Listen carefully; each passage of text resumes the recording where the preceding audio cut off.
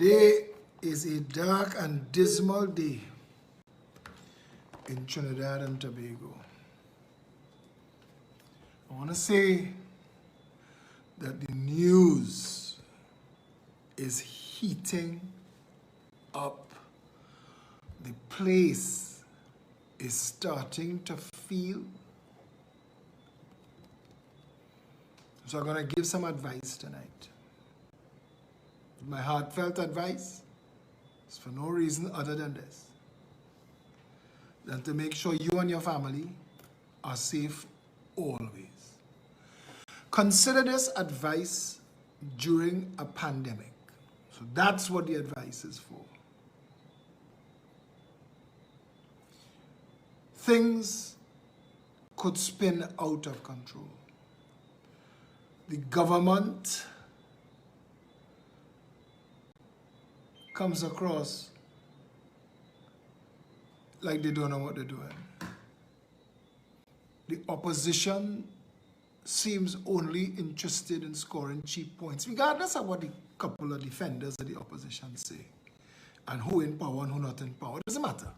The fact that we don't understand how the state is run, and that the parliament is made up and the government is made up of all the sides.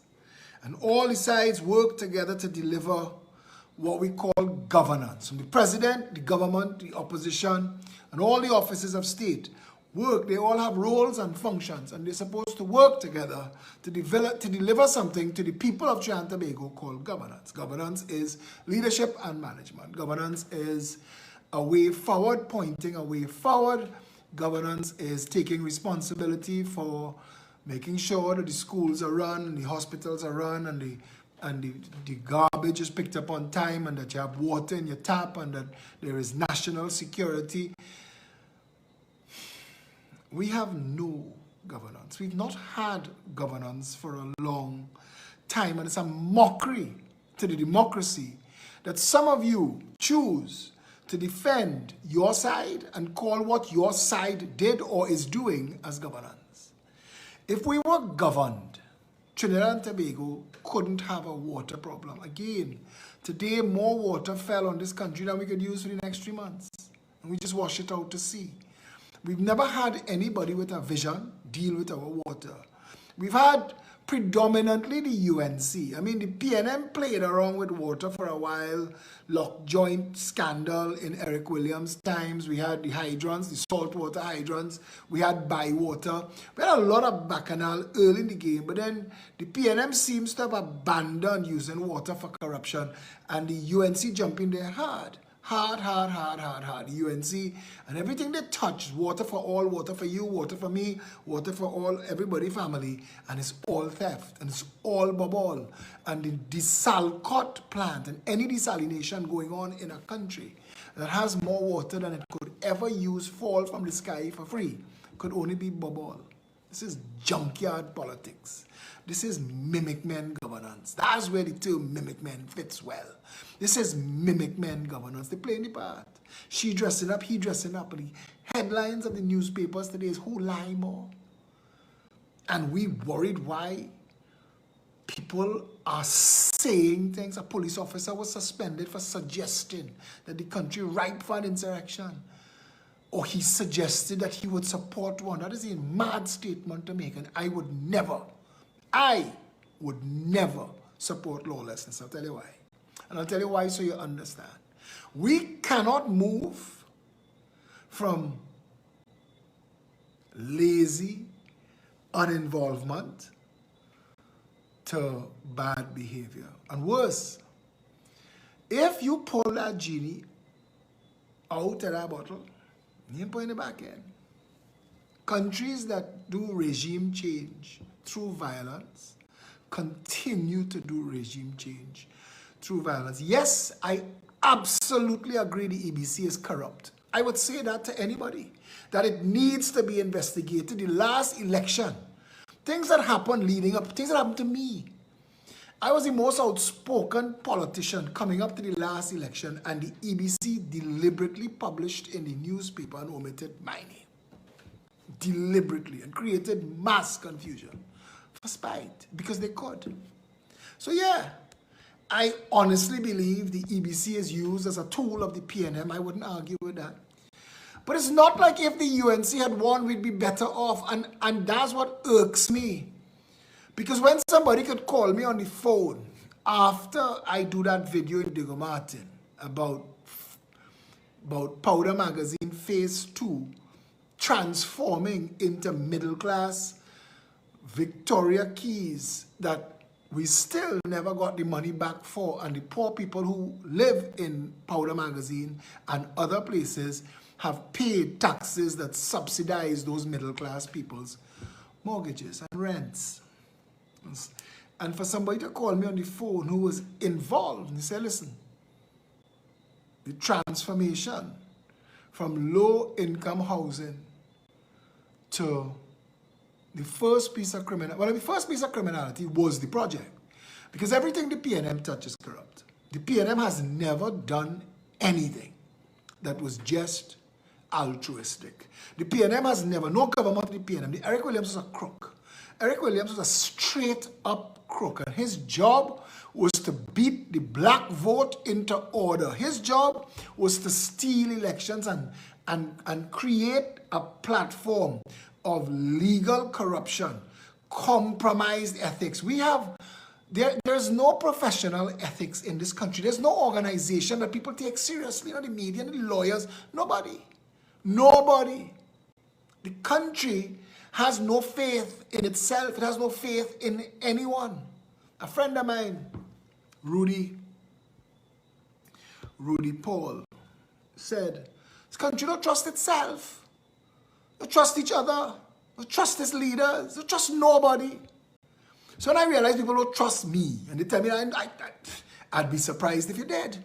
You've been brutalized for years. The man that tries to court a woman that's been beaten by men her whole life, in for a journey, a long haul, the taming of the shrew by Shakespeare. This is what I had to write this morning. While Keith Rowley and Kamala Prasad-Bissessar continue to make a mockery of the parliament, the National Gas Company was losing $80 million a day, and no one was noticing. Stop right there.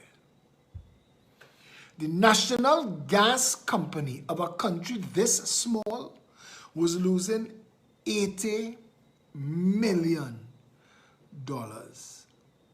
a day. Enough money to buy 80,000 hampers a day. Think about all the people in this country who go into bed hungry tonight, whose families go into bed hungry tonight.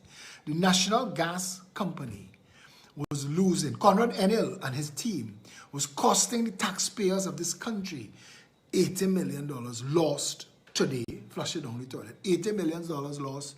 Tomorrow, flush that down the toilet. $80 million lost. Saturday, flush that down the toilet. $80 million lost. Sunday, flush that down the toilet. $80 million lost. Monday, flush that down the toilet. Say that 365 times. Say that 365 times. And nobody in the parliament, nobody in the government, nobody in the opposition noticed. None of the shadow MPs were aware. Nobody. Nobody in any office of state in this country noticed that every week that went by, $400 million was lost. $400 million was lost every week. That's enough money to feed 400,000 families. That was lost every week. And nobody noticed. Nobody raised a flag. What do you do now? What do you do now? You have a Minister of Energy who's a PNM financier, son of a financier. He might be a financier himself by now.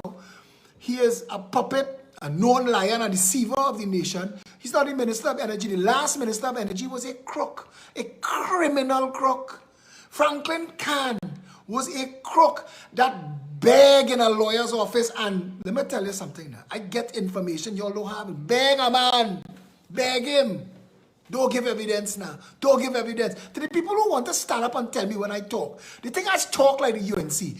When I talk is information. I know the lawyer name. I know when Franklin get on his hands and his knees and cry and beg the man. Change your story now. Change your story. Change your story.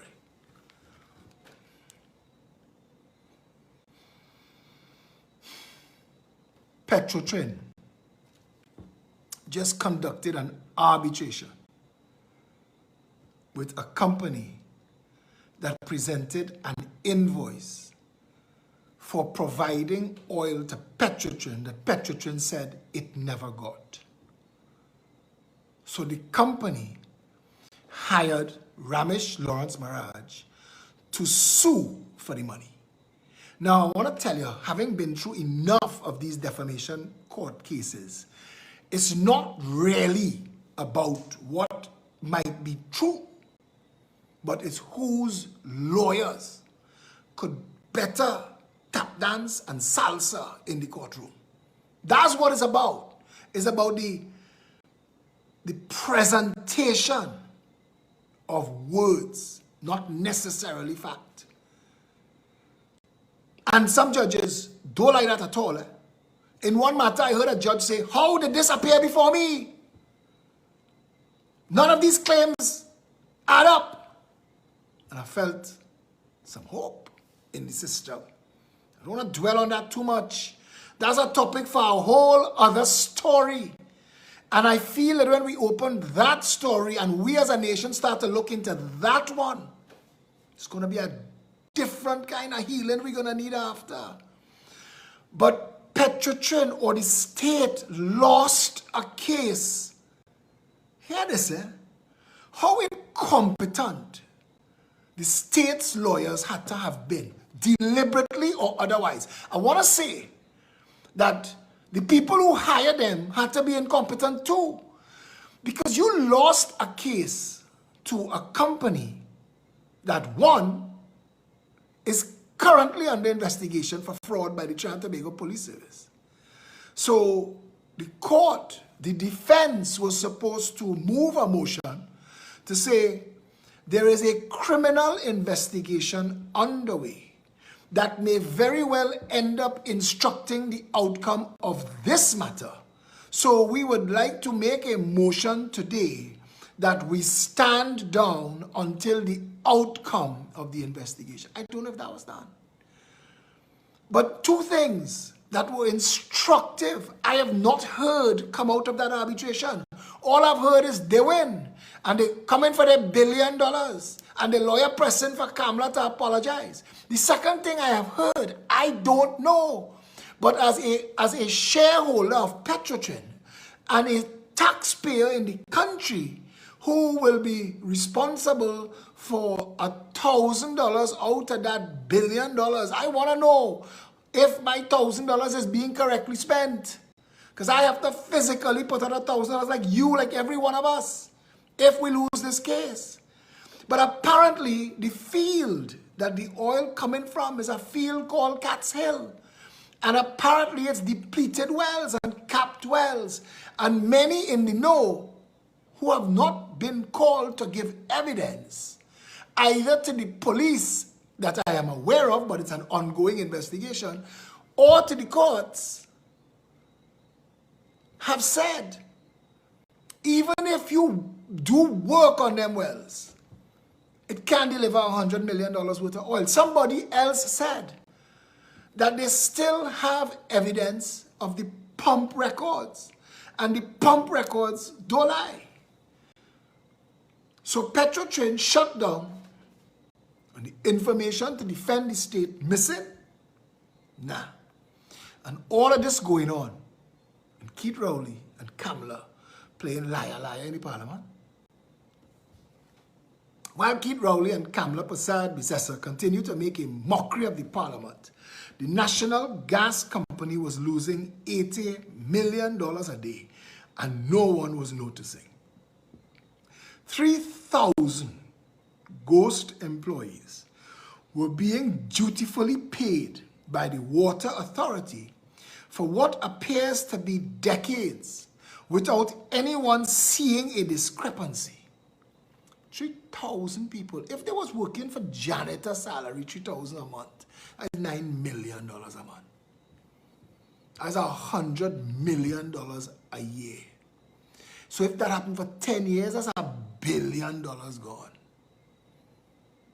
In people collecting salary. And I know they ain't collecting no $3,000 salary. Nobody wants to collecting $3,000 salary. The man who just moved the rotten mango in the yard collecting about $8,000. What says big money? Petrotrin and what says, you inside. Bank calling you. Nobody noticed. Nobody noticed.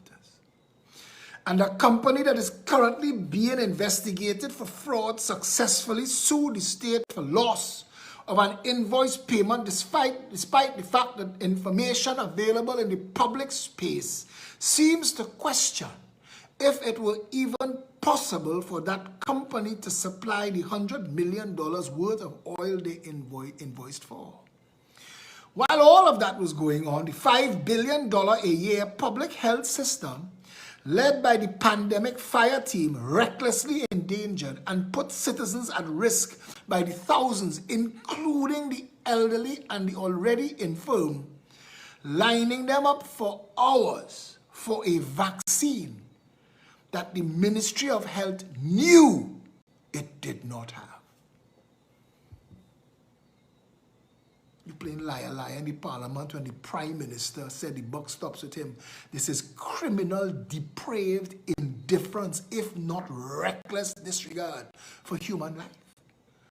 If anybody gets COVID-19 from being in that line and dies, if they could be contact traced there, that entire band running the Ministry of Health from the top down, and Rowley, because he said put his name in that, guilty of attempted murder.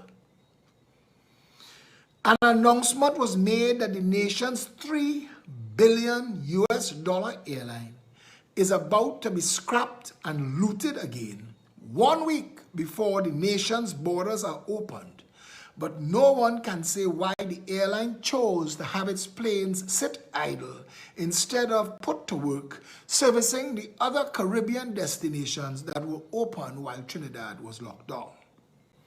While all of that is going on, the government continues sinking the country into what appears to be a burgeoning debt trap with China, taking Chinese loans for wildly unnecessary projects and using the nation's last remaining precious assets as collateral or bargaining chips. Now, that is not everything, but it's enough of a lot to ask the question if we are being properly served by the $100 million a year frolic that includes the president, the government, and the opposition.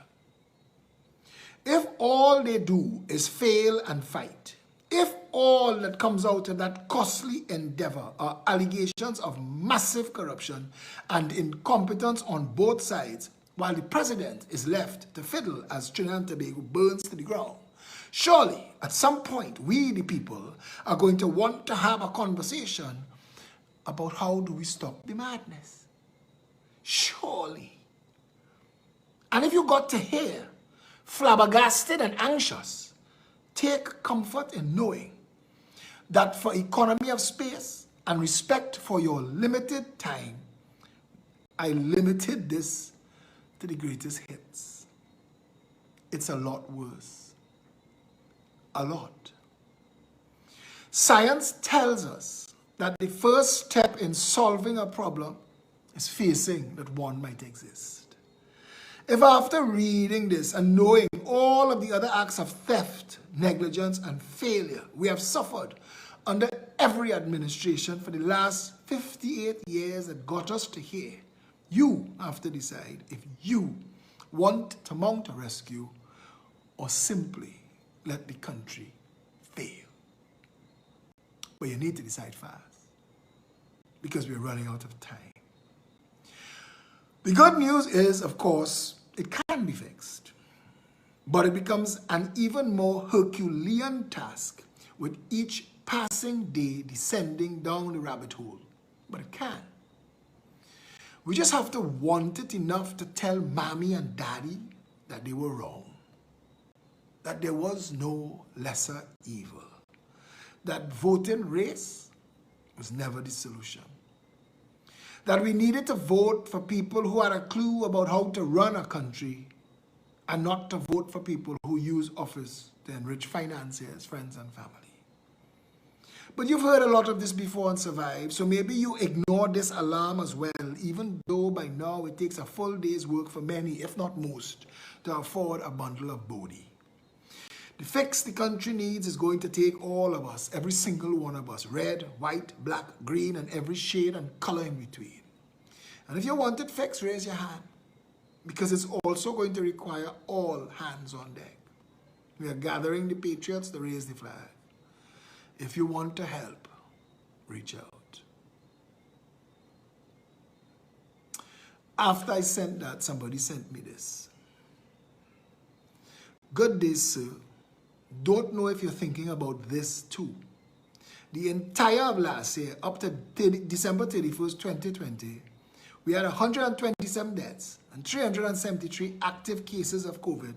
The borders were closed. Up until April 1st, 2021, we had 142 deaths and 309 active cases. The borders were still closed. Now, as of today, we have 768 deaths and 7,809 active cases. And we are looking to open our borders. Is it to hide where the Delta variant is coming from? Venezuela has the Delta variant presently. Is it already here? Are we going to say the open borders brought it in? Thus the reason for hastily opening borders when the cases and the deaths so high? Now that person wrote that out of complete cynicism and distrust with the government. Distrust.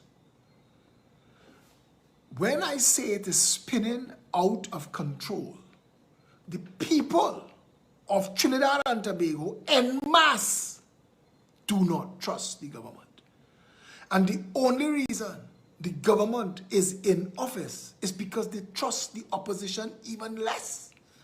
And as hard as that is for the die-hard sycophants of the UNC, that the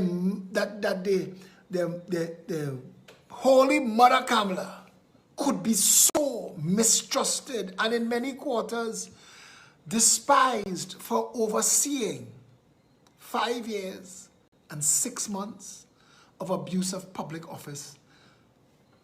Not much different from what we're experiencing right now.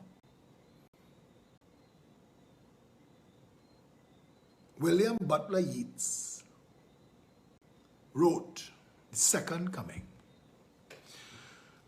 And tonight, preparing for this show, this is the most somber show I think I've ever done. My mind turned to The Second Coming.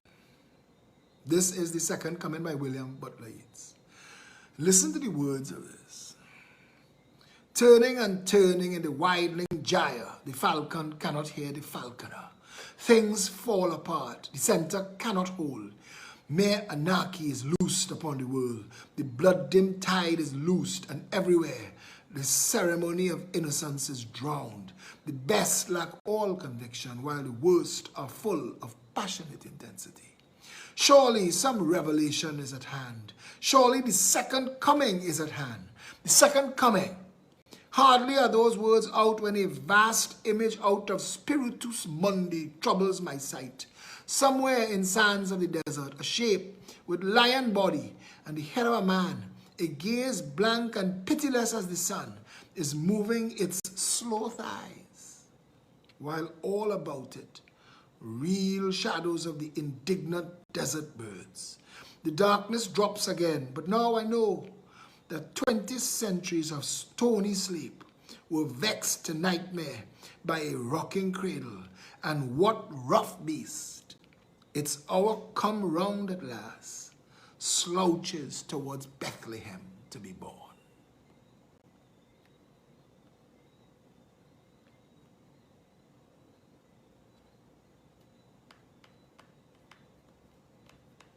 Tell me what to say to you tonight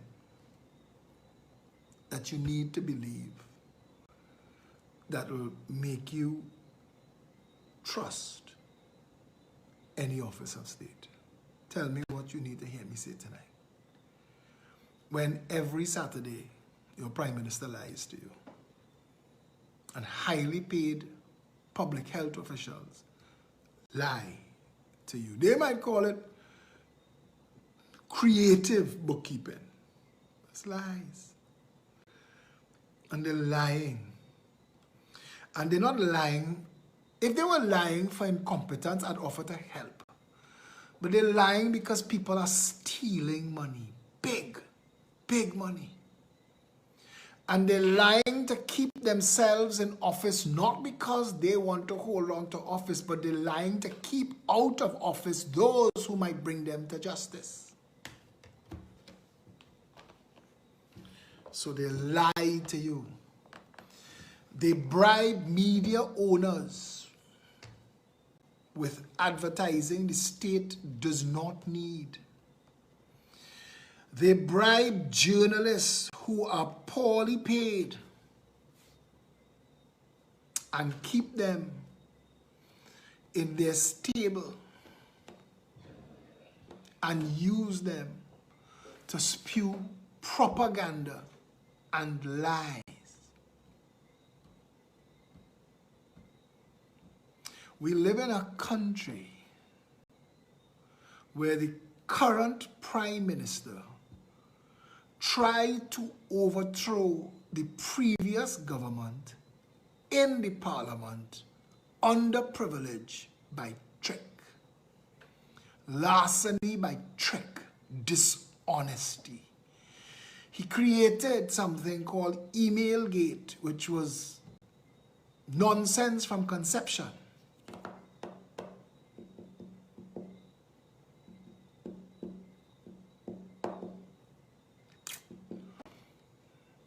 And was rewarded for it.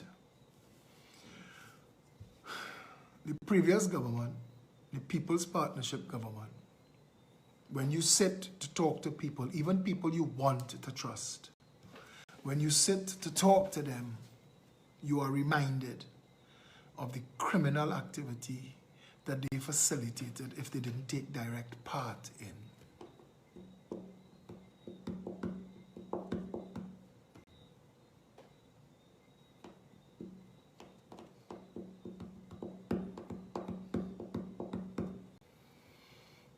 Tell me what to tell you tonight.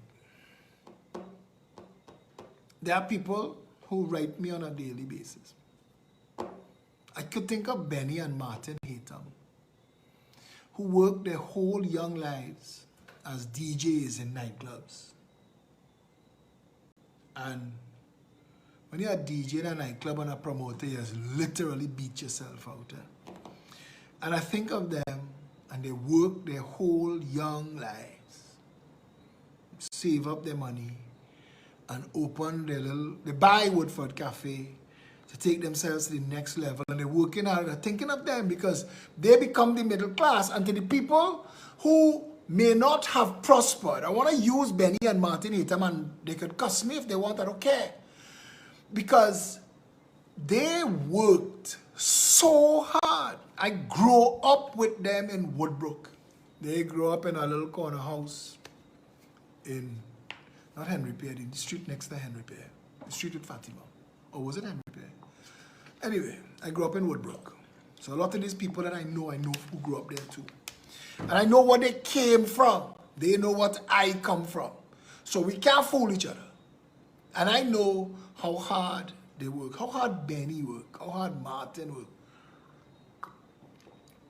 When you sit down and you talk to people, when you're in the promotions business, and you sit down and you talk to people 4 o'clock in the morning, you're tired, you just put on 8 hard hours of work. It seems glamorous. It appears so on the outside looking in. It's hard work. And they own Woodford Cafe in Chaguanas. And by now, their business in trouble. In serious trouble. And they're risking losing a lot. It's not just them. It's not just them. I have another friend who, she too came from humble beginnings. Started, Gaston Johnson Street. Started her own little consulting firm. She too run out of money. I have 2 very good friends. They are contractors. Good and decent guys. And for most of the lockdown, they've been paying stipends to their workers. And one of them called me on the phone. He said, Phil, I don't know what to do. Because they're hungry. The government not paying any mind to construction workers. And individually, they all look to us as the only source to mind their family. And we ran out of cash flow, and we've depleted savings, and we now facing some trouble. These are people who are doing multi-million-dollar projects. I watch a man, a staunch PNM, you know. I watch a man inside Scotiabank, in his face. I watch the flabbergasted look on his face when he's trying to understand. This is a man who moved massive projects for governments, plural. And he's trying to talk below the little space left in the pandemic plexiglass. He's trying to get the girl behind the desk to understand that he can't pay the credit card. And that they're calling him every day, and that it's bordering on threatening now. But the panicked look on his face at this age of his life, the panicked look on his face. And somebody said to me, my friend Dave said to me, the people who was working out in that home gym today, I called Gary. I said, Gary, I have a video to send for you. There's some pink-skinned people working out in a home gym. Now, I know that's against the law, but they were faced with a home invasion today. So I send you that video as evidence of the home invasion, but you have two crimes to look at. There's on you what you do with it from here. But what Dave was saying was, those people working out in Diamond Vale, not knowing the size of the hungry mass just north of them. Diamond Vale is sandwiched on the western side between two places in Diego Martin. It is literally sandwiched between two places in Diego Martin that are notoriously violent hotspots. Rich Plain and Covey. And the lower middle class people who live in Diamond Vale, and the majority of them are now elders, retirees. They bought those houses during Eric Williams and George Chambers' time. They don't know the size of the wolf. Because beyond Rich Plain and Mason and Covey, there's Bagatelle and Patna and River Estate, all around them in Diamond Vale. So these people today, doing their little workout, sweating to the oldies, whatever they were doing, making the video, and you could see the panic in these muscle men with pit bulls. I say them two bandits dead. I see the size of them pit bulls. But everybody in that video, fit and strong. And two little scrawny bandits with guns tried to come and kidnap a woman there. And that's another part of the story that's unbelievable, because that got set aside. So accustomed are we to such casual criminality that a woman was almost kidnapped today. That is not the top story. That's not the biggest part of the issue. They followed her to kidnap her. And if they weren't there, she was kidnapped tonight. And I doubt she kidnapping for ransom. She could have been another one of those that just gone missing. Because these fellas get specifics, you know. They're looking for something under 25. And she can't be heavier than about 105. And they're looking for like black hair and anything with green eyes and blue eyes. They want that, but the lighter the skin, the better. And that's the kind of notes they just take. So they're watching you and they see you in the mall. Or they see you in Super Farm. And follow you 4 cars behind. And you driving normal, talking to your friends on the phone. Laughing and joking. And you don't know destiny 4 cars behind you. And they're not taking now, you know. You just have to pass close and see where you stop. Just make an inventory list. So maybe today was her day. And the grace of God saved that girl. When them fellas run all around that video, panicked. Panicked. And that's what happens. And that's not even the wolf. That's not even the wolf. Trinidad has lived a lie for so long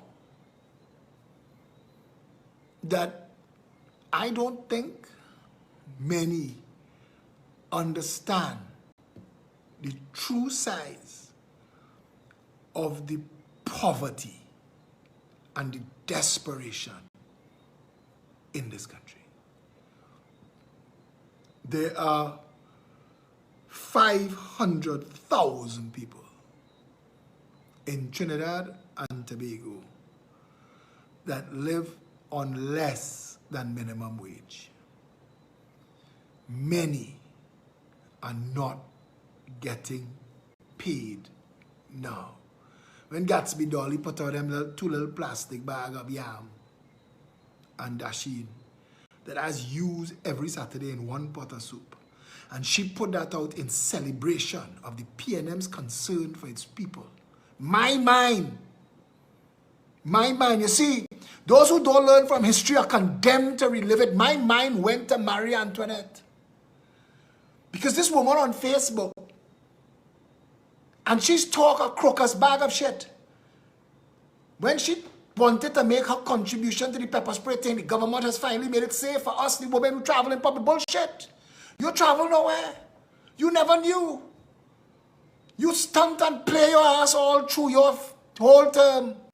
If you knew, if you cared, we don't hear you talk about pepper spray before. We don't hear you talk about the condition of women before. We don't hear you talk about the fair. I talk to you about it every night. I could tell you. I have heard stories. People tell me, come back, give me first hand. Watch now.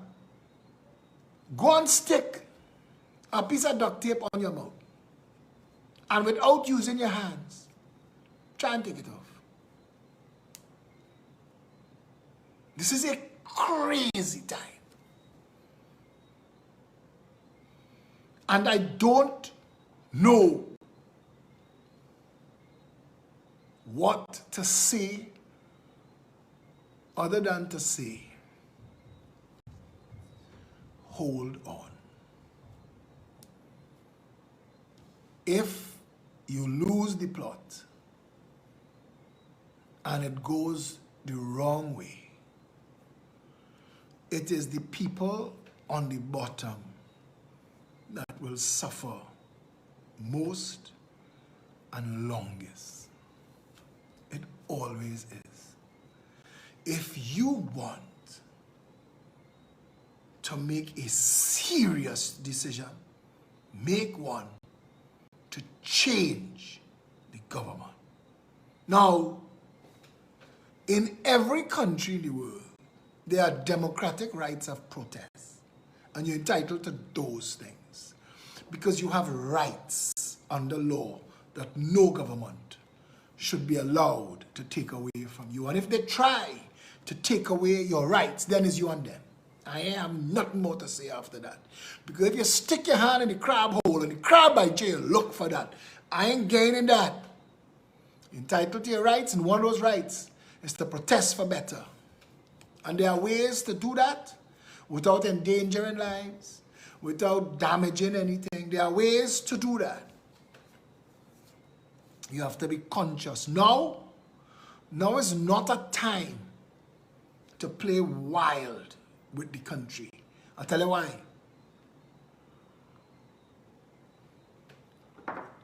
All of our rescuers busy rescuing this self. An economy is a ball rolling forward. And every time you stop that ball, starting it back costs a lot of energy. Einstein said, was it Einstein or Newton that said, an object in motion tends to stay in motion unless acted upon by other forces. The external forces that acted on the economies were COVID-19 and the lockdowns. Lockdowns rolled back supply chains and economies and all of the levels for your business. So even if you could stay open, but you can't get the stocks that you need to build what you build to sell, what's the point? If your main suppliers lock down, you lock down. And you can't supply because you are not supplied. And those who supply you, it's like in Trinidad and Tobago, it's against the law for milk farmers to strike. And the last time the milk farmers went on strike, I think they had to kill cows. You have to milk those cows. We are in that place now. We are in a place as a country where too many people are hungry, fed up, frustrated. Let me tell you what we've lost. This is what psychologists will tell you now about lockdowns. And when the first time COVID started and they started to hint about locking down, I started to do research. And I spoke to you all March 2020 about a town or a community in Australia that had a horse virus that spread to humans, and they locked down the entire place, and how long they locked it down for, and the effects that it had on people psychologically. Human beings are creatures of stimulus. We require contact. We require expressing ourselves to each other and having other people express themselves to us. We are driven to maximize our full potential. That's locked down. You can't do it. I talking to a contractor friend today, we make a joke. We say, boy, I'm passing potholes on the road. I want to go outside and fix them just to have something to do. We're bored. People bored. And Dave said, many people are going to get caught up in hungry crossfire simply because they are unaware of the size of the hungry mass, or that plenty eyes see them as an option. I want you to look at your family. If you have children, look at your children and pick the one that you will let starve, if it comes down to that. If 4 out of 5 people in the house have to eat, who is the person that's not going to eat? If it comes down to that. And if you think that there are not people in this country having that conversation, now you are not paying attention. And every time the opposition, the parliament, the government, every time they use their opportunity to talk shit, Keith Rowley in the parliament is a jackass. He is a jackass on meth. He is a jumping jackass. The world knows that. Kamala Prasad Bisessa's response to Keith Rowley was churlish, it was childish, it was juvenile, it was immature, and for somebody who wants to position herself as the opposite of the government, how come yesterday you sounded so much the same? How come? How come whoever wrote that release for you made you sound like a schoolgirl talking about the boy who pulled her pigtails? And while it is funny, and the rest of us would like to spend a moment in deep chuckle with you, half of our brothers and sisters are starving because we're making a royal mess of the country. And because nobody understands where we're going, we give billionaires and billionaires Rolls-Royce drivers to give us a roadmap. And it's just coincidental that the map rewarded them.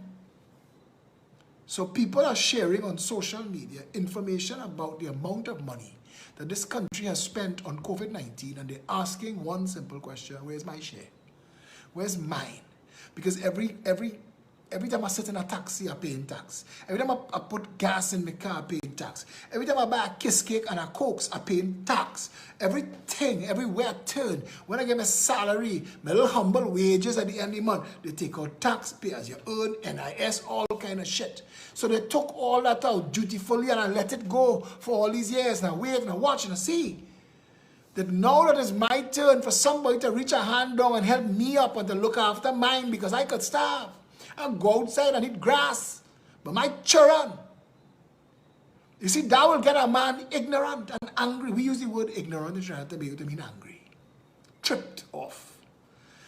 If there is nowhere for somebody to turn, understand that the government is responsible for everywhere that people turn. That's your job. That's the job. Leadership and management. If you have no clue of where we're going and you have no idea how to get us there, you are wasting time and putting everybody in danger. And that's the truth.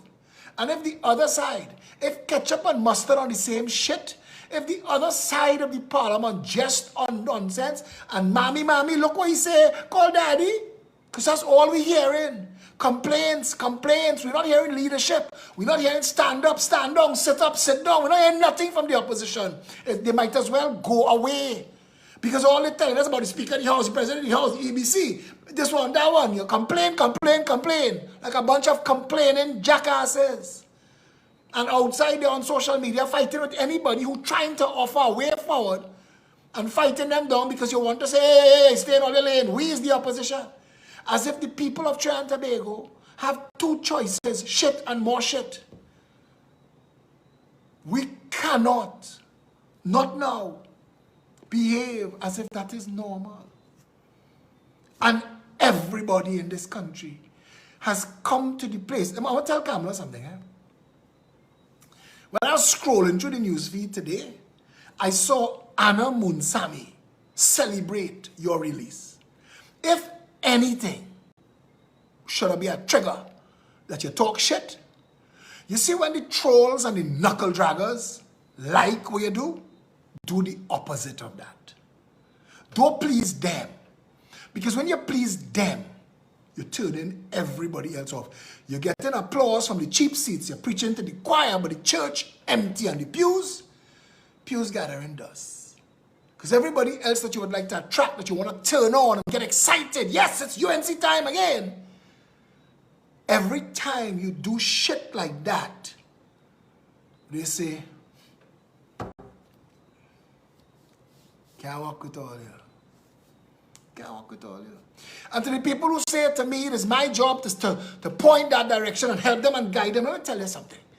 Between them, they earn in excess of $100 million a year. I get nothing from the state. Nothing. The work that I do, it's hard for me to tell people, listen, I am not in office. You need to take that to the police. You need to take that to your local government councillor. You need to take that to your MP. You need to take that to this minister or that minister. You need to go and get a lawyer. But people come to me in droves. If I could spend probably 3 days straight reading WhatsApps of complaints and appeals for help, and it all starts, boss, I had nowhere else to turn. What am I going to tell you? Because I sound strong, you think that I will drop what I am doing for everybody else and come and fight your battle for you.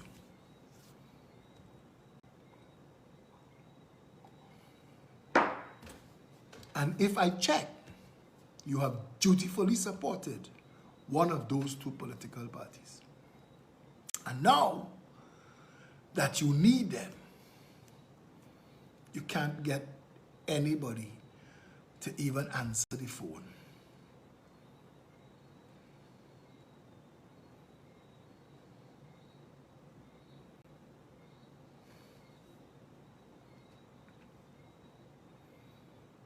So what do I say to the people tonight who are feeling hopeless and abandoned by the government that's paid to serve them. What do I say to those people tonight?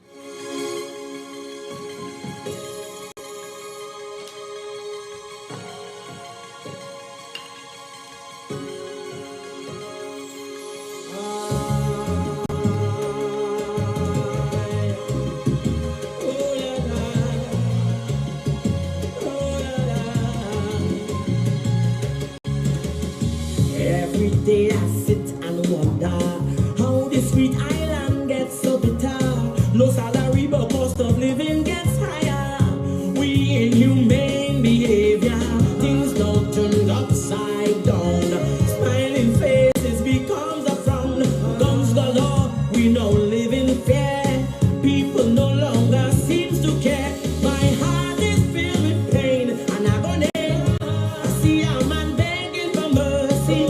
They rub him and they shoot up his body. I can't take no more. I pray for we safety. Sweetie auntie, bring it land of the milk and honey. Bring it back, sweet family, the way that it used to be. Bring it back, like long ago. What was mine was yours too. Bring it back, peace and harmony. My red, white and black country.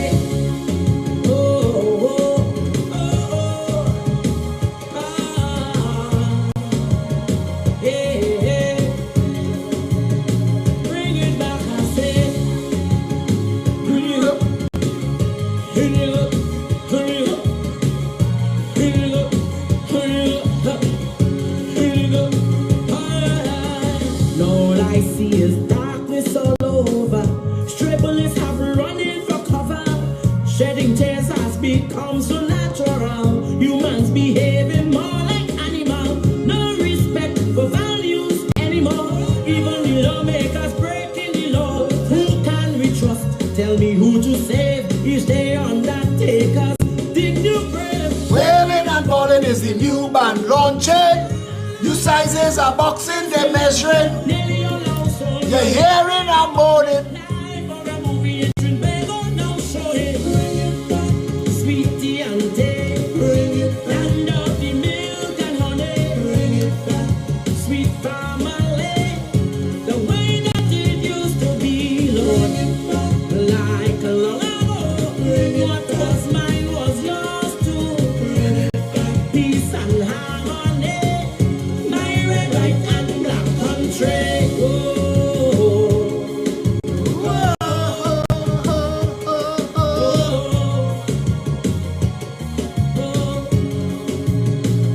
I'm pleading with you.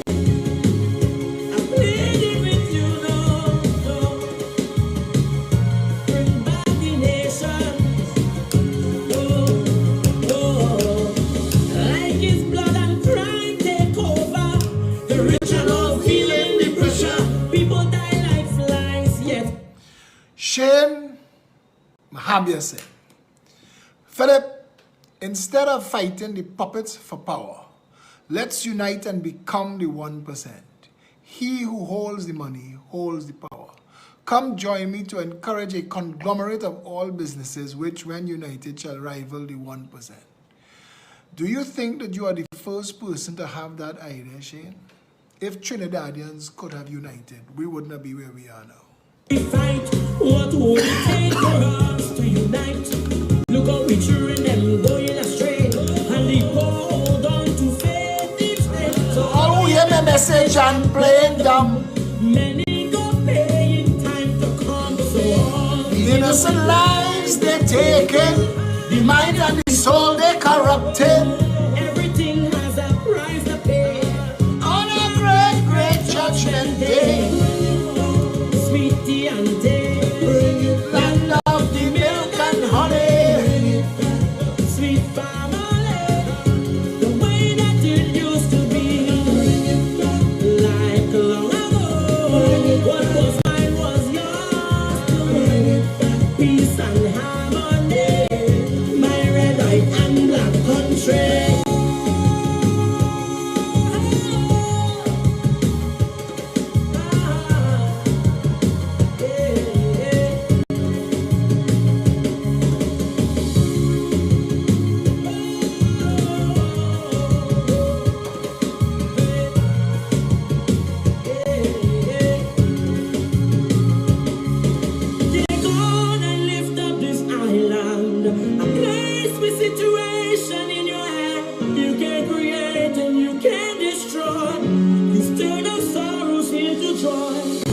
us, Father, we have sinned. Turn back the sword, O Lord, I'm bleeding. Change the hearts of the wicked ones.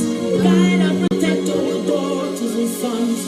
Through this perilous times, alone with you and God, blessings will flow. TNT will again arise. Through the sweet, sweet paradise. Bring it sweet TNT. Bring it back. Love the milk and honey. Sweet family. The way that it used to be. Like love, what was mine was yours too. Peace and harmony, my red, white and black country. Bring it back, I say. Bring it back, I say. Bring it back, I say.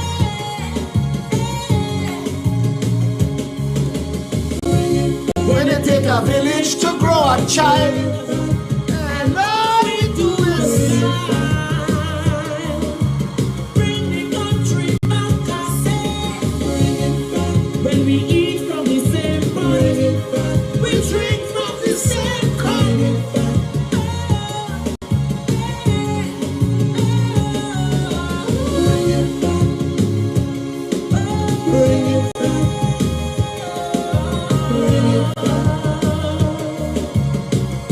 I red, white and black country, when we look out for each other. we were all brothers keeper. My red, white and black country, sweet family.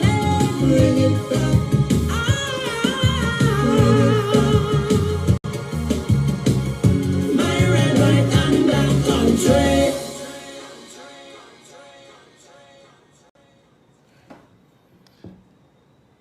My red, white, and black country, Banjela, Adelon Brave Boy. Quite possibly the greatest calypso ever written. Topical, timely, perfect. 1-0 in this corrupt society. Here, we could spoil hog food. Here, we could sour vomit. This Trinidad and Tobago, oh God, no, Phil, don't say that. We still have the hibiscus flower, the coquerico. They have more scarlet ibis in Venezuela and the Amazon than in Trinidad. We calling it the national bird. It land here for a little while and we eat it. We catch it and we eat it. And it wasn't the poor. It was the big shots bringing out the white rum and the big belly outside. Big money men. Speaking of which, the fake police car, driven by the fake police, was escorting a company's 2 trucks. Let's not miss that point. Leng, step up. Leng, tell we Leng, throw this fella out of the bus now. Tell me he make that police car himself. The fake police car. Leng, step up. You know what I like about what's going on in the country right now? We are unmasking and exposing all of this. Somebody make a joke today and say Angostura go do their own Juve. Angostura could do Juve 400 million times. Relaunch twice a day. They will fail every single time. You know what Michael B. Jordan brought to the table? You pay people to be named spokespersons. Putting Nicki Minaj cat's prattle on the box costs you about $10 million and a piece in royalties. The fact that the jackasses in this country that beat themselves into a frenzy to defend our mediocrity and our right to poverty don't understand that. They still beating themselves with guava whip and telling you, no, it's about the ancestors, about we fight, we bring it, shut your ass. You fight for nothing. You fought for nothing. Chad was spit out. Chad was spit out. When Jamaica back out the Federation and Williams get vexed and say 1 from 10 is not, we mash it up, the British say, listen, I don't care who do what, all the independent, organize all your shit. Go inside that house, Marlborough House, and rewrite yourself a new constitution. All you here, we releasing all you today. One by one, we releasing all you. And no more interest in the Caribbean. Trinidad was spit out. We didn't fight for it. It was spit out. Challenge me. Fight me. Bring your UE degree. Fight me on the truth. They say, I hear David Mohammed talk about Canboulay was joined up with Africa. No, brother. The French woman used to wear a mask, M-A-S-Q-U-E. They used to ride on the back of the caravan, the wagon, wearing a mask and a fancy dress. They used to have a fancy dress ball. Carnival. That's what that. Nobody has say they fight with stick. Nobody has say they kick up one another. Nobody has say they dress and put on makeup and pretend there was the French aristocracy. Nobody say that at all. And that bullshit went on for a while. Yes. Yes, it's your history. I respect it greatly. But don't pretend that is something that is this today. You talk about Chinese laundry. David Mohammed said, nowhere in the world black people, African people could champion Chinese music, but all you let Chinese laundry become a millionaire selling African music back to you. Now I want to ask you this, David Mohammed. Who you blaming? The seller or the buyer? Laundry robbed them? Laundry come and put a gun in the head and the mouth? No. No, brother. No, brother. I want to tell you something. There's a reason Johnny Soong, Chowlin On, Gillette, Akin own all the radio stations and the carnival. Akin own all the bands that make money. He own all the bands that make money. The rest of the bands last for two carnival. The things that nobody outside of what you call the diaspora involved themselves in have all died. Pan dead 20 years now, you know. Pan dead. The only thing holding Pan up is Panorama. And when they take down the North Stand and they build the greens, well, it's now Pan get ignored because you couldn't even see it. So now you have the North Stand and the greens and a pool. No problem. Play the ass all you want. Everybody know Pan Trinbago want the gate. And care the ass listening to the Pan. But pretending is about the Pan. No problem. It's a reason to have the fete. Because it's like having a wedding without the bride and the groom. You have to at least have the bride and the groom. Nobody care about them. We come to drink and get drunk and dance to rock the boat, don't rock the boat, baby. Hey, you know how long I hear this one? You heard last week at another wedding. The Pan is the bride and the groom. It's the reason we all here. But nobody taking them on. A lie. Come down, man. I in this shithole my whole life.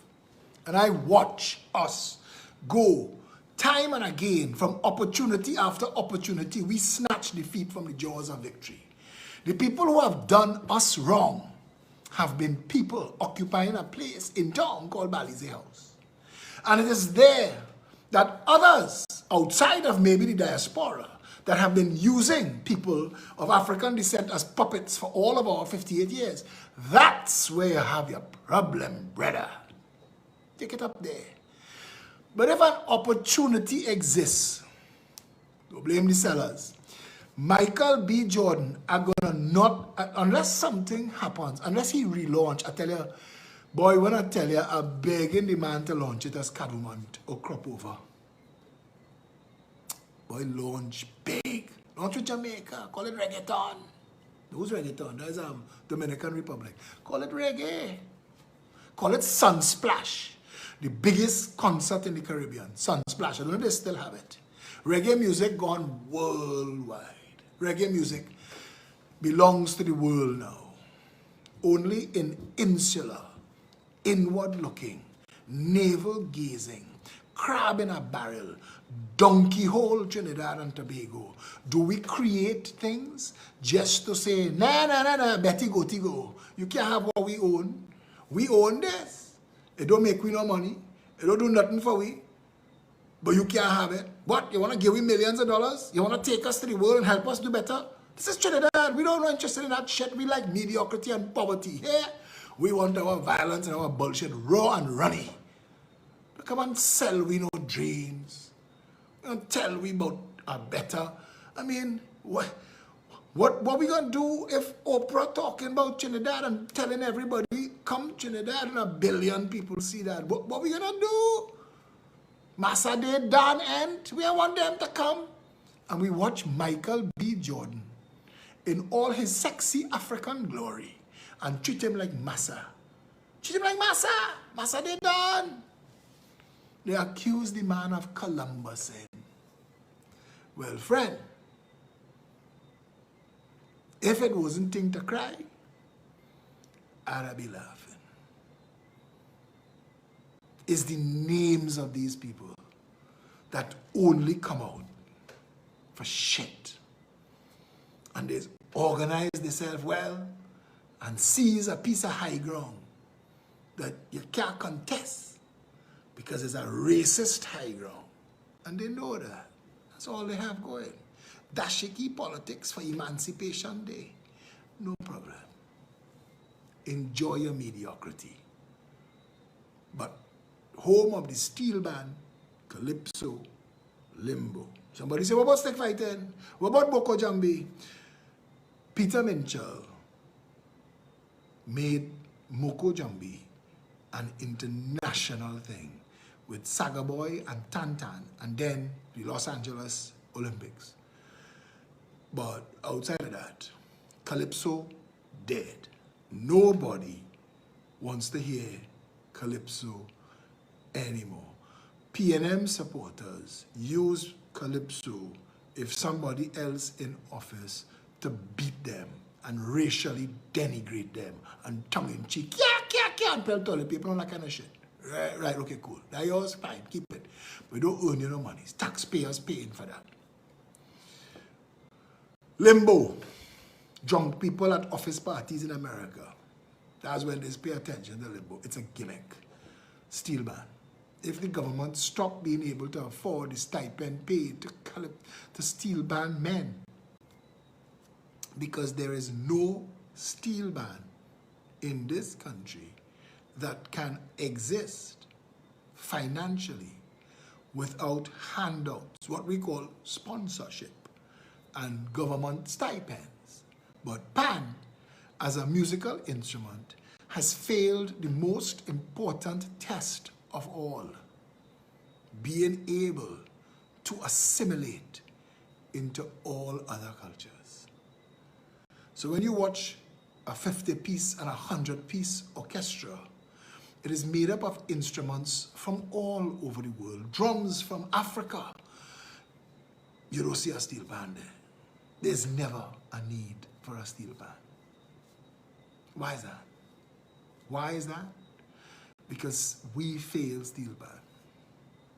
With our greediness, our selfishness, and our commitment to mediocrity and poverty, we kept it. We want to paint people's face on John Wall, but we don't know how to do business. And that's why I said, I was going to have done it there.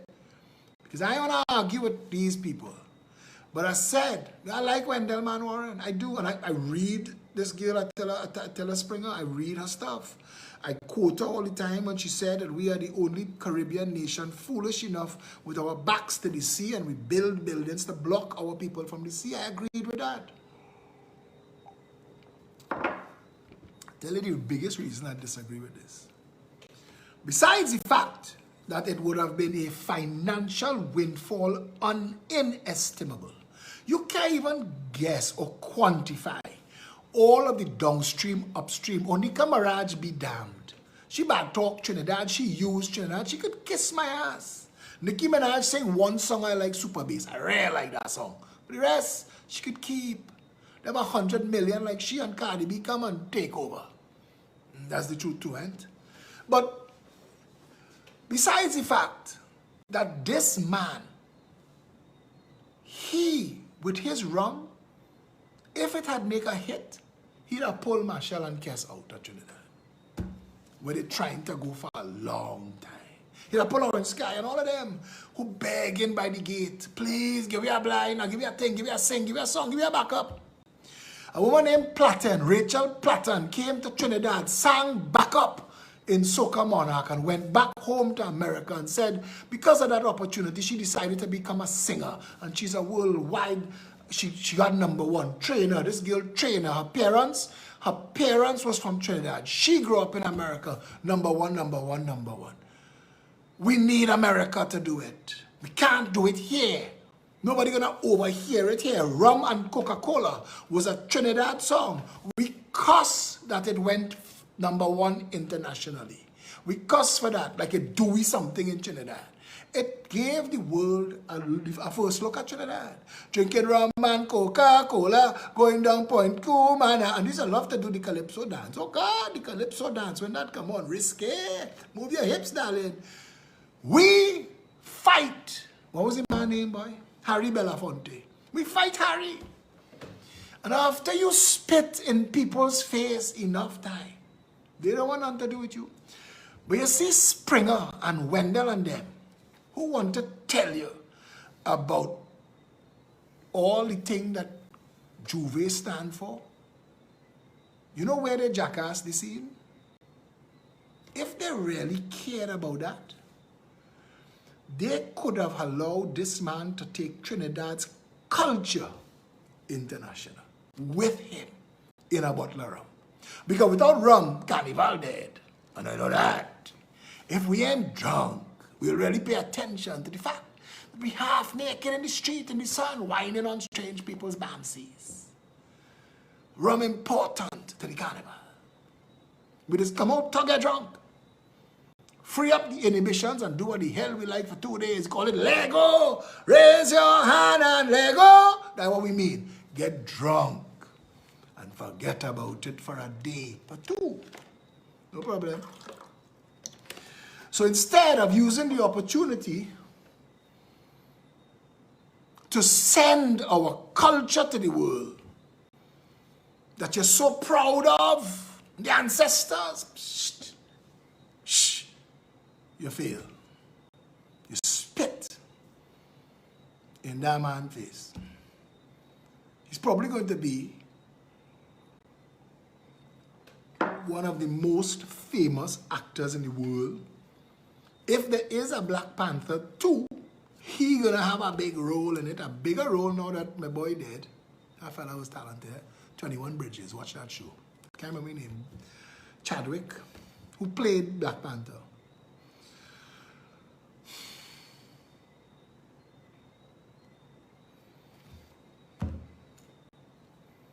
And it's upset me because all of this, and a man came on my thread and he said, leave this now, they're done.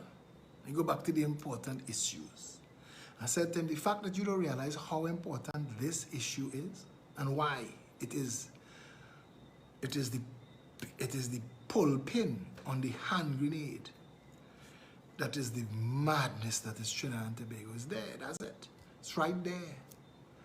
Every time that we get a gift, we mash it up.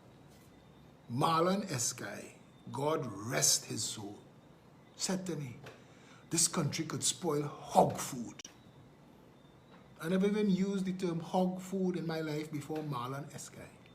He said this country could spoil hog food. Good sour vomit. It's true. Now, you don't want to hear it.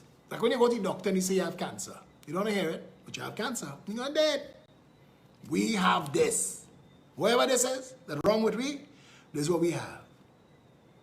It's why, even now, staring down the double barrel of poverty and, pandemic, and a government failure to manage either, and an opposition interested in playing footsie and hopscotch in the parliament, staring down that double barrel, we still caught up in the thick of thin things, fighting for mediocrity and poverty. Give us our bullshit. We like it so.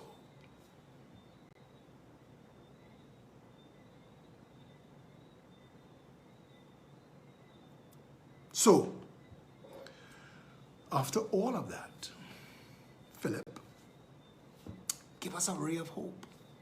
We are assembling the Activist Council starting next week, Thursday, 7 days from now, 8 to 10. An assemblage of strong people, capable people, seeds of hope that there could be a better tomorrow. But it doesn't make a difference what you present to people. Pearls before swine, the Bible says. Kobo can't eat sponge cake, is what we just say about ourselves in Trinidad, and it's true. Kobo can't eat sponge cake. We got a bunch of Kobo. We will choke on sponge cake. We will choke on Oprah and Ellen. You can imagine Michael B. Jordan on Ellen and everybody doing a little dance. And he's going to teach Ellen how to do the calypso. Move your hips. My God, that carnival sell out. That carnival sell out. Tom Cruise and whoever's he latest coming down, carnival. Will Smith again, he come back.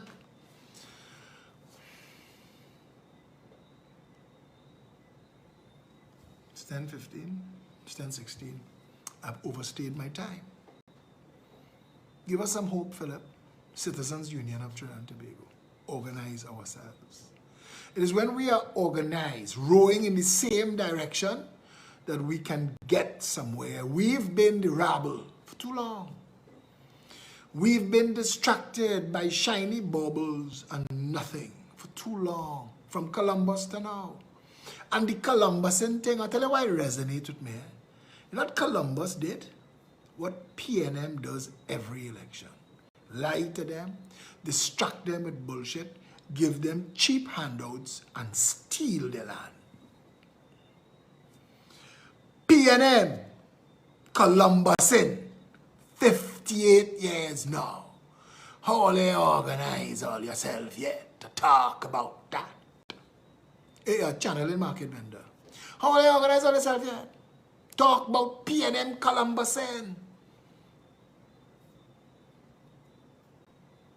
Most of David Mohammed's post video today, I agreed, he has some historic inaccuracies. He's conflated some things, but we do have a recorded history, so we could all make it up as we go along.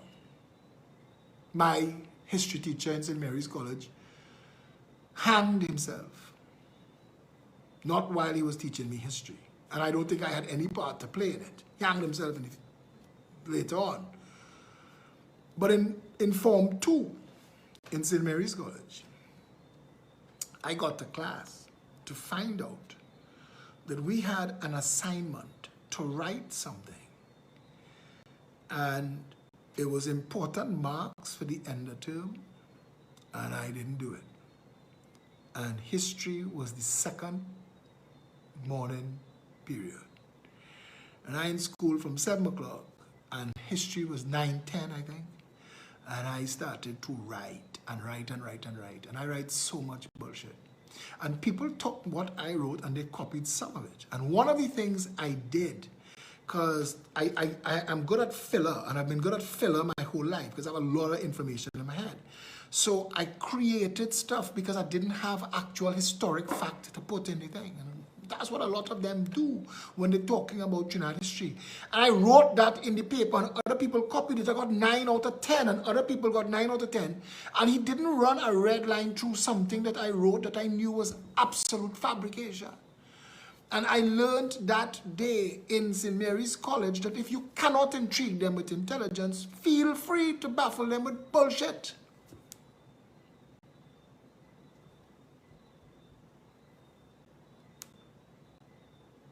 So we have no real recorded history, and everybody's make it up as they go along, and who killed who down by which corner, and it started with that, and a big stick fight, and come down with the band, and pelt some bottle, and long ago I had said, if there was Facebook in Carnival time, I had wrote a thing about that. Anyway, the Citizens Union of Trinidad and Tobago, if you've not yet joined, Citizens Union, tt.org, citizensunion.tt.com. Now, let me tell you this, I don't blame you for being tired. I want to be able to say, even if the Titanic sink, I want to be able to say, I tried right down the line. I didn't stop. I didn't give up. I didn't surrender. I didn't throw my hands in the air. You know just how plenty of them who just show up like ants when sugar on the ground, election time. You notice how all of them quiet. All of them who bring party for you. Better United. Where all of them who was Better United. Where Carolyn Sipasad Bechan and all of them Where them? If they're doing anything at all, because I understand Gab and Nicholas having meetings with people. So I guess they're trying to organize this into something.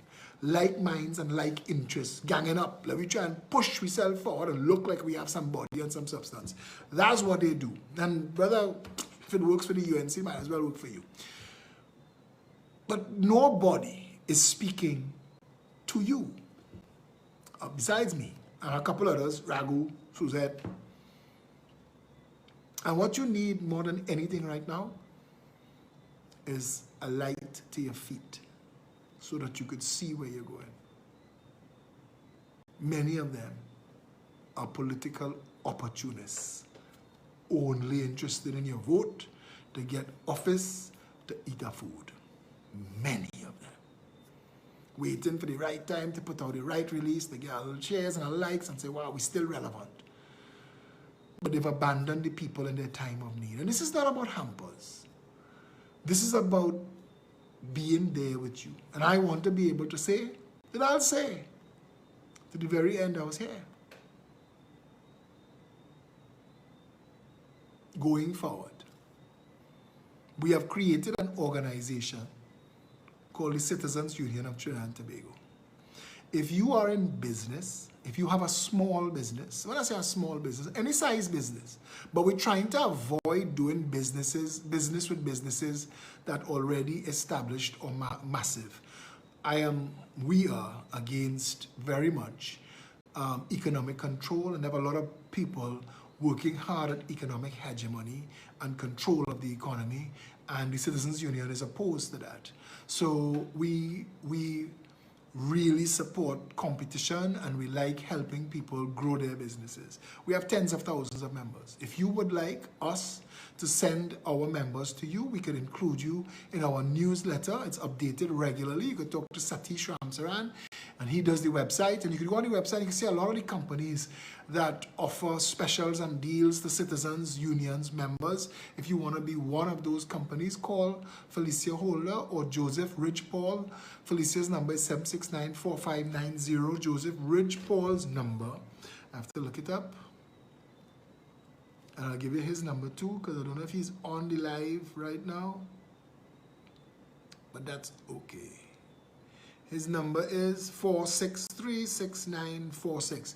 There are also two cut phones, 486-CUTT, 471-CUTT. CUTT is 2888. 486-2888, 471-2888. And it's very simple to join, and it's easy to join and become a member. Membership has benefits, membership has advantages, membership has privileges. Membership gets you to meet with me, talk with me. Membership gets you to meet with the team. We're expanding into constituency agencies, and that's rolling out now. So just now you might find out that in your constituency there is a Citizens Union office and a Citizens Union manager and a representative for you to be able to have a conversation with somebody either online or in person when COVID-19 is no longer with us. I want to be able to say to you tonight that the reason I started back doing live videos when the state of emergency started is that I wanted to give you comfort. I wanted to even distract you. I know I could do that. And I wanted to give you some hope. I wanted to say that I was with my people throughout all of this farce, this madness. We have a state of emergency that seems to have been done just to control. But now that things spinning out of control, what do you do when the only tool you have to quell dissent has been spent recklessly? What do you do? I find I'm interested to hear what comes out these people's mouths next. But anyway, politically, you're not abandoned. There are good people in this country. My brother is the best at what he does in the world. He's a COVID-19 expert. And were it not for his last name, and I guess the fact that he wouldn't engage in corruption and theft with these politicians, if he were our Minister of Health, COVID-19 would dry up like 5-cent shave ice in hot sun. I tell you that. And the fact that he's not is a testimony to the incompetence and the the indecency of this government. Paul Elias Alexander is the best in the world. My sister's whole family got COVID-19, and all of them are very much better today, followed his regime. Today, my doctor, who I'm talking to, because I have some dry skin on my knuckles, so I asked her, I say, you in office? She said, no, I have COVID. I sent her my brother's number. I said, call him. And after he helps you, you'll help others. We have the best people for national security. We'll shut the borders down in a week. Shut it down. We have plans to deal with partners, partner with people, Canada, America, England, France, Spain. Hey, listen, Brazil, we need some boats. We want some boats. We want to wrap up with coastline. Lend we some boats so that we can stop everybody 3 miles out at sea and say, whoops, where's your business here? You come into Trinidad, where's your business in Trinidad? We need to see and steer you to a dedicated landing spot that has immigration and customs. If that's not what you're about, turn about and go back to where you come from. Try to cross the line and we'll sink you in the sea. And all of your cocaine and all of your guns and your ammunition, all the other shit you're coming to do to our country will go down with you. And we're that serious. 3 miles out at sea. And everybody could have done it. Everybody, yes, we still need that phone. Everybody could have done it. And we get a new phone, we want a nice phone with cameras and things. Fancy. Education. I still waiting to hear somebody give me a proper answer as to why Fatima College is in the top 5 prestige schools, and across 20 feet of tar pitch is Mokorapo, that is a failed school. They get the same funding from the same ministry, they have the same curriculum, they get the same teachers from the same teachers training college. So what could be the reason if it wasn't deliberate? But knowing that, and we know that, we will make sure, we will abolish the SEA, create a grade point average, make all schools 10-year schools. During the first 5-year term in office, build 200 purpose-built schools, each of them carrying a population of 1,000 students from Standard 1 to Form 6. With guidance counselors and other counselors. And people to help the children. But you know what is beautiful about a 10-year school, and you go to school in your community? You don't pass for nothing. You don't leave Chaguanas to come to town. You don't leave town to go San Fernando. You go to school in your constituency, because all 200 schools will be functional. All 200 schools will be prestige schools. No child will be left behind, because it's not in the country's interest for any of our children to be left behind. What's the beauty of going to school in the community you live in and to go to that school for 10 years? Children transition from childhood to adulthood in their academic career. That's the significant thing that happens while they transition.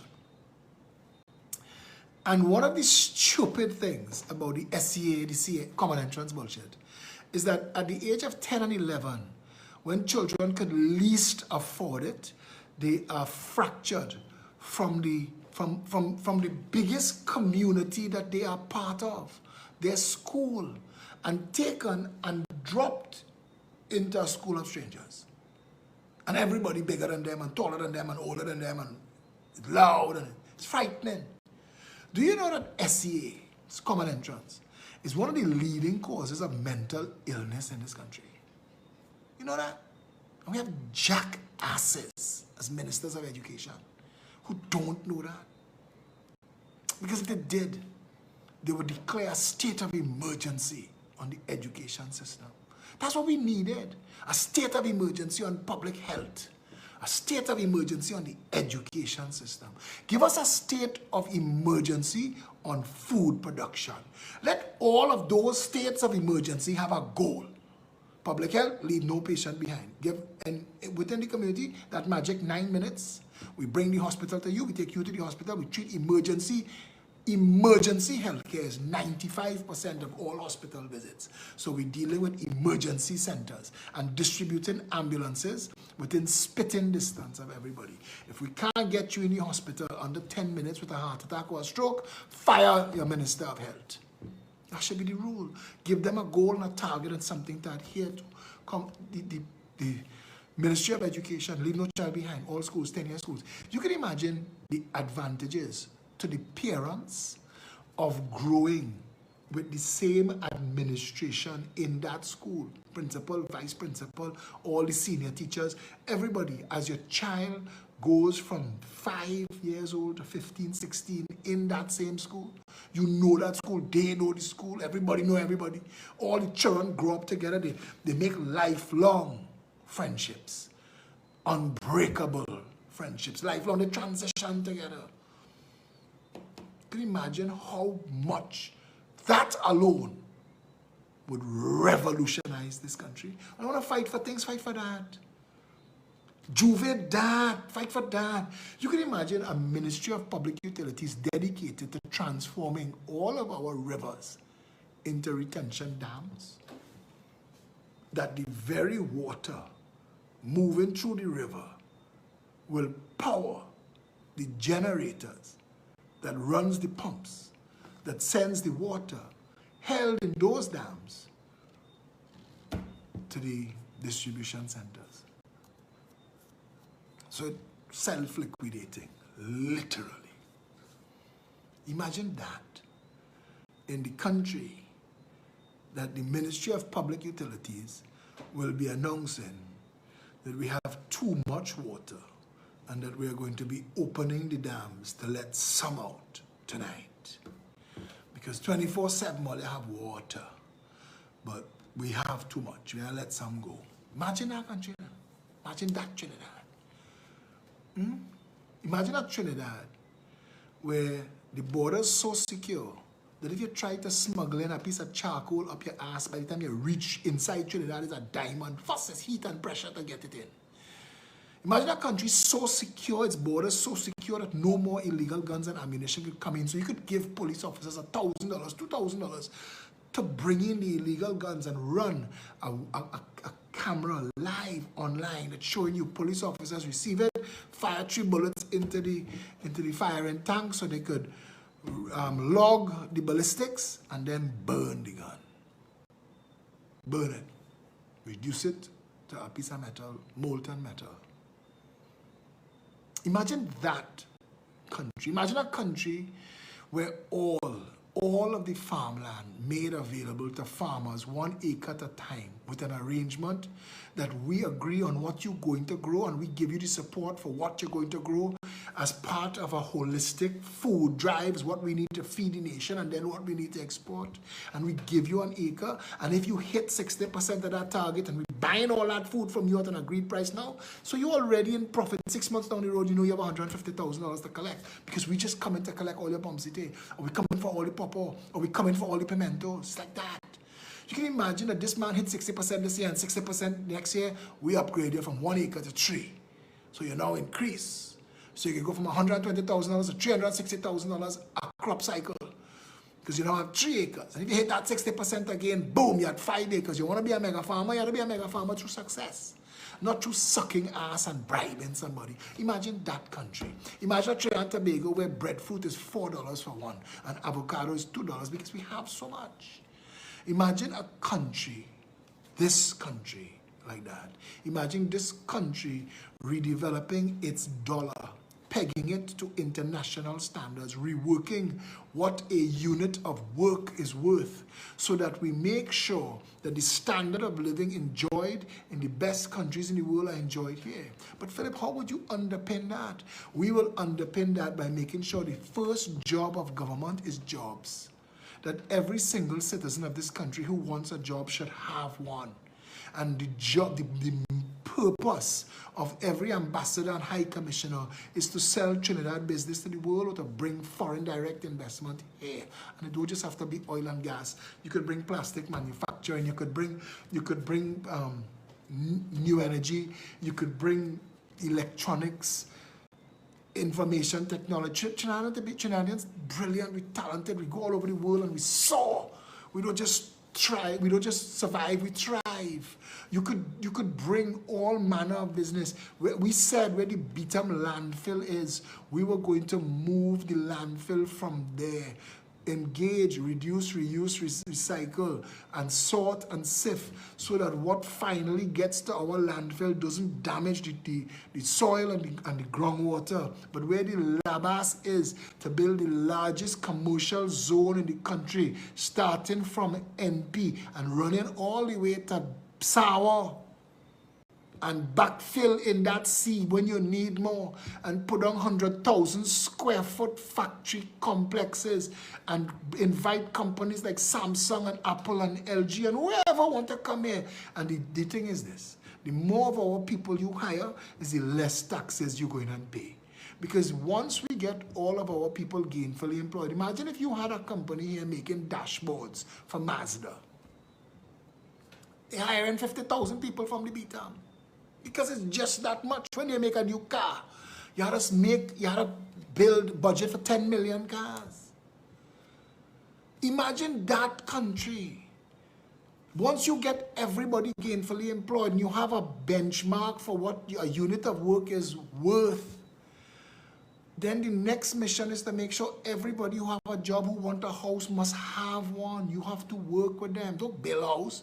You're not in the house build business, but you in the help them get their house business. And the same business model as large corporations use. You're working with me, I want to invest in you. I'll invest in you and help you own your home. And if you stop paying, I'll pay out your home.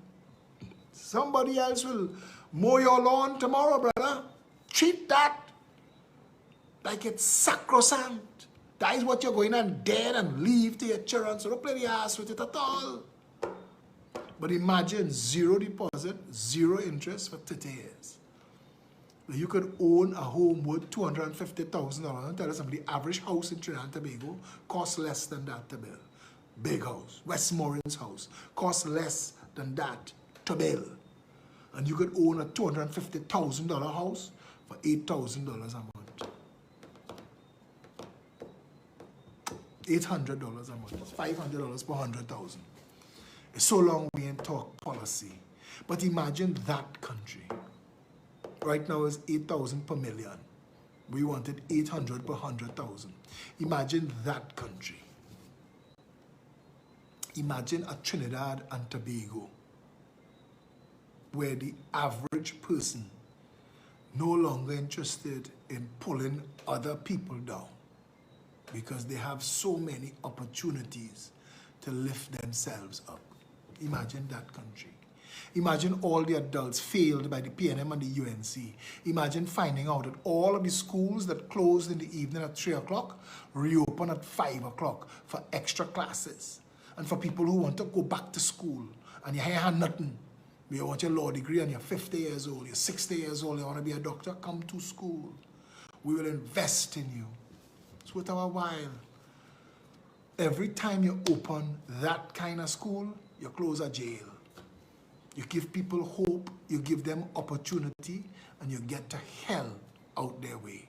And then you find out, just like everybody else, that Trinidad start to corner the market in downstream and upstream, and we playing in levels and games, IT, all it takes is giving people that opportunity to maximize their potential. Imagine this world if Beethoven never had access to a piano. Imagine this world if Brian Lara never had access to a cricket bat. Imagine this world. It's just about making sure you put in everybody's hands the things they need to find themselves. And when they find themselves, water that and let it grow. Imagine that country. So I want to tell you all of this because I give you a whole show tonight how somber thing is and things spinning out of control. I want to tell you, it's quick to fix, you know. It's quick to fix. Inherent in every proper project is its profit potential. And if you could identify the profit potential, now when you're running a country, there is quantitative and qualitative profits. And you have to understand that. Because you could reward police officers and give them, and I tell you, police officers, nurses, teachers, farmers. See those 4 people? And I saying that since 2017 and 2020 and a pandemic come and prove me so correct. That forget the other professions. Your nurses, your teachers, your farmers. You see those people? You treat them, your police officers.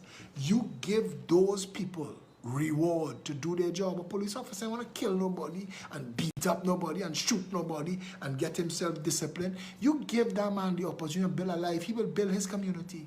This is my community, partner. Don't be doing no wrong inside of here. This is my community. Go somewhere else. Go somewhere else. They will manage and give them the opportunity to do it. Sarge, how we fixing here? We know the problems here. Because the problems in Sealots and the problems in Rich Plain different to the problem in Caroni and different to the problem in Maclot, different to the problem in Toko. And you have to deal with the people there, and you have to deal with police officers who know the people, and you have to make sure that you create quickly an internal affairs unit and reward them handsomely for prosecuting corrupt police officers from the top down. So everybody know that it's honey and it's vinegar. You have a chance, a police officer, I step in you to front to own your home, brother. I'll make sure. And I'll give you every opportunity. I'll give you a percentage. Like how does get a percentage of every car you wreck? I'll give you a percentage of every ticket you write. You have to wear a body cam. And if you can't have a body cam showing me the arrest you made for why, it's void. So don't do it. So don't do it. But I just say, all of these things and any of these things we could talk about constantly and forever. And a lot of them, they sit down and take notes and they try to teeth it. But they're not interested in doing this for you. They're not selling the port because Trinidad needs money. They're selling the port because they get him kickback. It's corruption. Now you're going to lose your port when the #1 business that Singapore does is port. And Singapore, their economy just eclipsed the United States of America. You should not let them sell your port. We should all go down on the port and tell them, this is our port. You cannot sell it. Do not privatize it. If you do not know how to run it, fire your blasted self so we can hire somebody who could. But we didn't hire you to fire sale the freaking country. But we letting them do it. Because we're talking shit. Get caught up in the thick of them things. The ancestors, Jove, the man Columbus, all kind of bullshit. All kind of unnecessary bullshit that led people down a garden path and talk shit for shit's sake. You know, better country, they have people in this country. Kama Maraj, who invented Sasha Cosmetics, he is renowned in the world right now. Bring Kama Maraj and sit him down on the business council and get more people like him. How do you move from vision to execution? How do you sustain? What is the assistance you think people need in that gap? I'm on low battery right now. We're talking too long. So, yeah. Let us buy the port. The port don't have to sell. Forget all that. We get tired in shit. What we have to do is tell the government we want the country run properly. If you can't run it properly, fire yourself. And we have the authority to fire them. And even though our constitution doesn't have a recall or a means, the people of the country is the recall and the means. Our labor and our consumption. And it comes down to that. We talk that another time. The day after the state of emergency, I walk in from Arima. The day after, to present all them petition. 128,500 signatures. Anybody who wants a better country should be walking to. Wait till your state of emergency end and let us walk to the parliament. Until tomorrow.